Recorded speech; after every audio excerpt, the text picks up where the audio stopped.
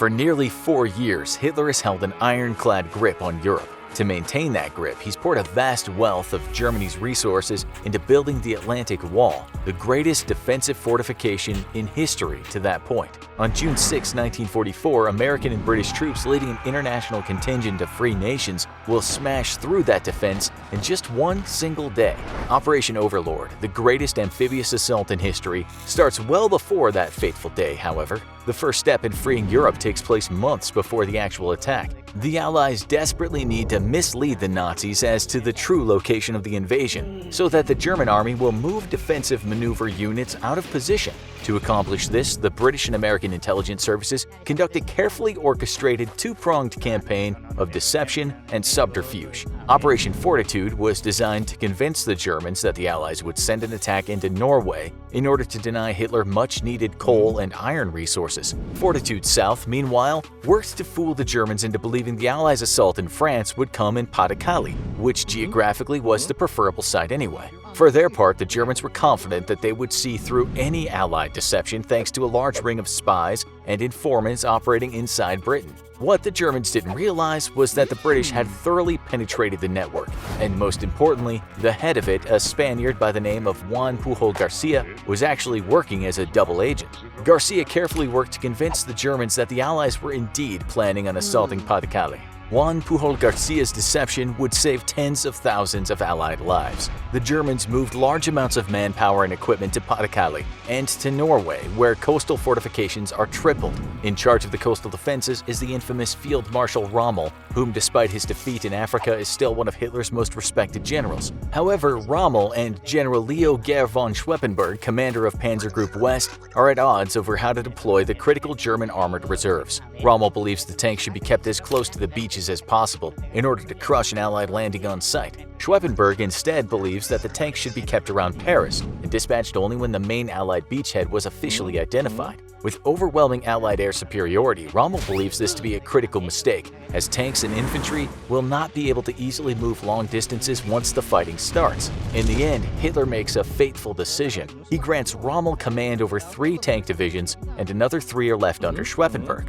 Hitler will himself command the remaining 4 divisions making up the strategic reserve. Without realizing it, Hitler has just made one of the greatest strategic blunders in military history. At 0000 hours on June 6th, Operation Overlord begins. An air armada of 1,200 transports and towed gliders fly low over the waters of the English Channel to avoid detection before pulling up for altitude. A few miles behind the coastal defenses, thousands of paratroopers jump from their planes. Others are brought in to rough landings on gliders. The Germans have identified places gliders could be used for a landing though, and have booby-trapped them thoroughly with giant bits of metal meant to tear gliders apart on landing. Many gliders are shredded on impact, sending men tumbling across landing fields. Those that manage to land safely face minefields and razor wire booby traps. The men in the gliders may have been the lucky ones, however, as the paratroopers are faring much worse. American pilots, inexperienced in paradrops and nervous from German anti-aircraft fire, don't slow their planes down enough for a safe drop. As men leap out of the plane, they're buffeted by the incredible wind.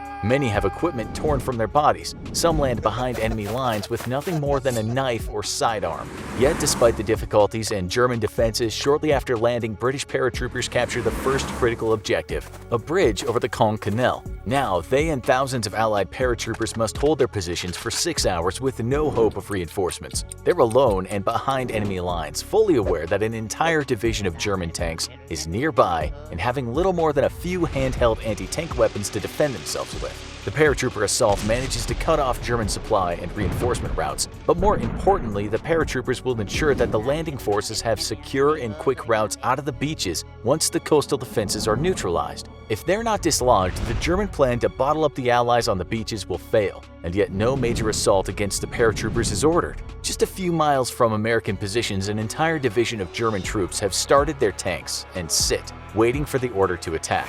The order, however, never comes, as aides back in Berlin are too scared to wake Hitler up in the middle of the night. This will prove disastrous for the Germans. At 6 a.m., a flotilla of landing ships makes their way to the shore. The German positions have been thoroughly pounded by preparatory naval and aerial bombardment, delivering untold devastation to the German positions. However, in some sectors, such as Omaha Beach, the aerial bombardment has largely missed its intended targets. Omaha Beach will soon become the bloodiest front in the battle to take Europe. The weather is not optimal for a landing, with high winds and rough seas working against the invasion force. This same weather has granted the Allies the element of surprise, yet proves to be a formidable foe in itself. Allied landing craft struggle against the currents and waves, with many forced hundreds of meters off course. At Gold Beach, the aerial attack has failed to neutralize one of the main German defensive positions, leaving infantry assaulting the beach exposed to withering machine gun and cannon fire. Some landing craft see only a single survivor out of 30 men assigned. At Sword Beach, specially built amphibious tanks prove to be lifesavers for the men on the beach, their heavy firepower silencing enemy fortifications.